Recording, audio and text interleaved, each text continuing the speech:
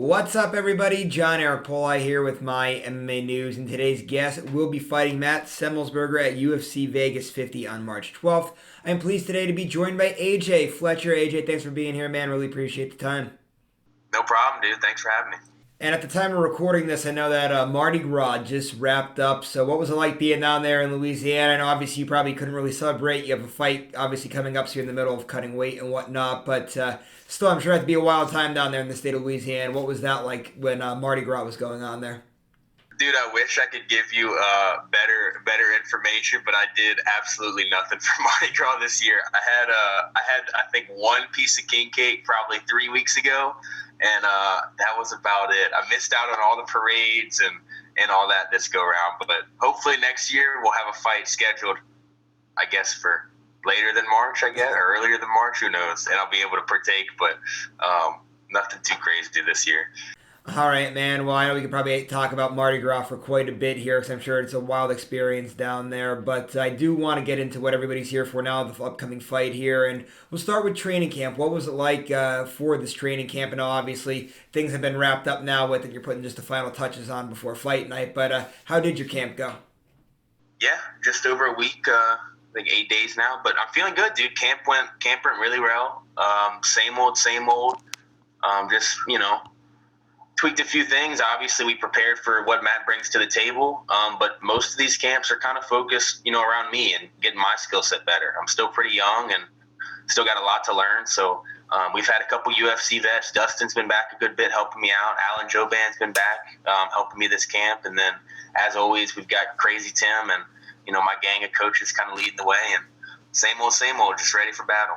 Yeah, you mentioned Dustin Poirier there. What was it like having him in camp? Because obviously he's not always going to be a part of it whenever you're going through a fight camp. He obviously does his bulk of his training down in American Top Team in Coconut Creek, Florida. But obviously I know he utilizes your gym whenever he's back home in Louisiana. So what was it like for you as you go through your first fight camp for the UFC, having him in the gym there? Yeah, man, it's great. I mean, he's he was trying to mimic Matt as much as he could.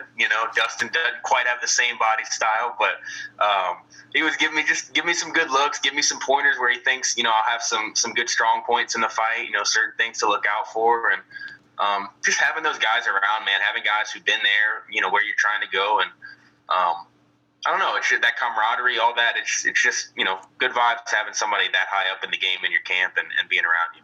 So Dustin, we know, right? Great guy, pro's pro. He's experienced it all inside of the octagon there, fought for a few titles in the UFC. Being a guy that's so experienced in it, did he give you any good advice for you, being that it's your first time making this walk out to the UFC octagon? He said, whatever I do, make sure that I jump the ghillie. First chance I get. Gotta jump the ghillie. Yeah, what's his famous saying there? Was it, don't be silly, slip the ghillie? Is that what it is? Really jump the ghillie, baby. Yeah, I love it whenever he says that. It's a great line. But back to the fight game here. I do want to ask, obviously I said there before, right? It is your first walk to the UFC octagon. What's it like for you right now? Obviously, I'm sure there's a lot of excitement, but do you get nervous at all before fights? Or the nerves that start to creep in now? Or is that going to be something that you'll maybe experience as fight night gets very, very close? I'd say it probably ramps up a little bit closer to the fight.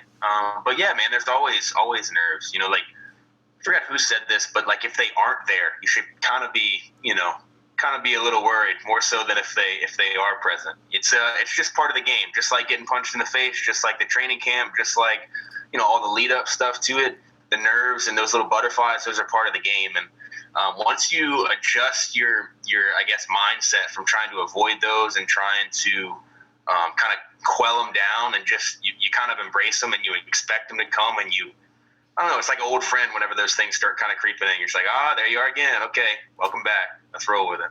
So we actually did an interview right after you got your contract on Dana White's Contender Series, and we did a whole big thing talking about how smart you were, how you were in medical school and whatnot. But I did want to ask that you are so smart and that you have that scientific background. Is there anything that you could do for nerves to kind of calm yourself down before a fight that maybe you learned in school somewhere along the way?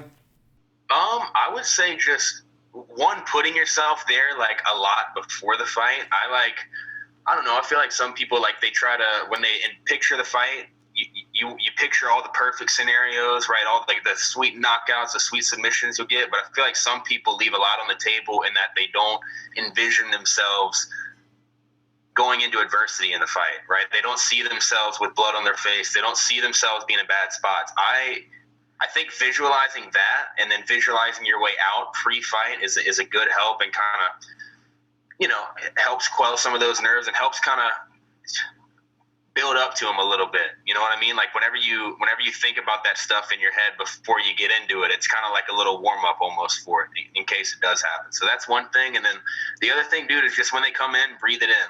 Don't try to like check into your breath, check into, where you're at, and just as soon as you start feeling them, just okay, right where we're supposed to be, right where they're coming in, right time, everything.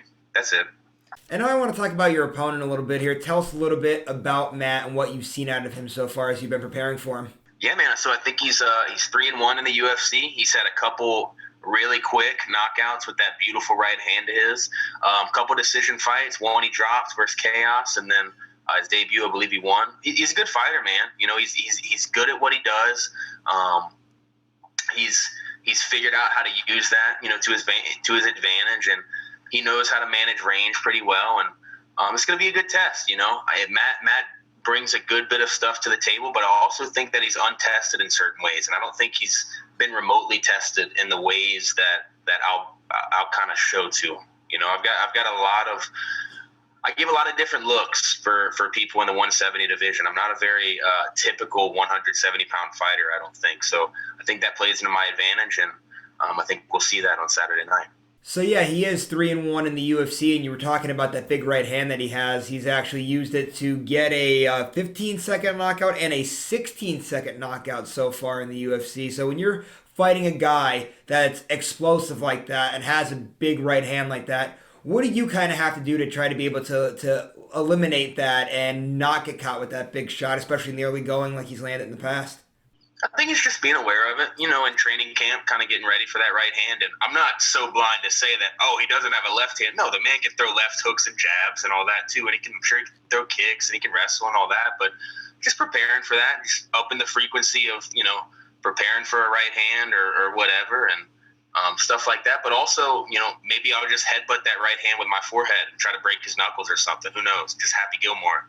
And now finally, just to wrap things up here as we get closer now to fight night, I do have to ask this question as well. So when you got your contract on Dana White's Contender Series, I still remember on the broadcast that night they showed a viewing party down in Louisiana for you during your fight, and the whole entire bar was packed. Everybody was going crazy when you won. It had to be absolutely electric to be in that atmosphere there that night.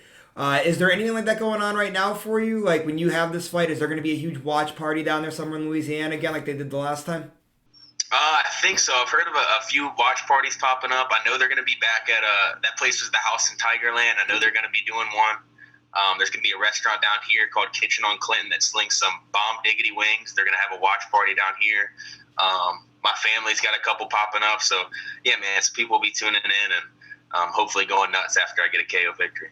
Yeah, I'm sure it's definitely going to be another crazy time down there in Louisiana for when you fight. But I did want to ask, since now we're seeing a lot of these COVID restrictions are actually starting to get lifted a little bit here, and things are starting to slowly get back to normal here. Since the restrictions just got lifted a little bit, will you be having any family or close friends come out with you to the fight and get to be there with you when you go through fight week? Just me and the squad, man. Me and the coaches, and Dustin's going to come out there and corner. But tickets this go round, the only thing you could get, I think, was the VIP fan experience, which is like $3 or $4 grand a pop. And we ain't making it like that just yet. Give me a few more fights and maybe so. All right, man. Looking forward to seeing the fight here. One last thing now before we roll out: social media. If you have any management sponsors you got to give a shout out to, please feel free to do so. Floor is yours.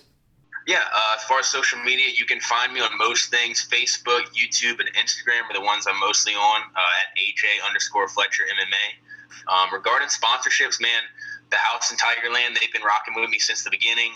Kitchen on Clinton. Who else? Rogan Inu just came in this week, and they're coming on board with my team of sponsors. So them three, just been making it easy getting through camp and covering expenses regarding getting out to Vegas and, flying some people out and all that. So they've been a huge help, and I'm glad to have them in my corner.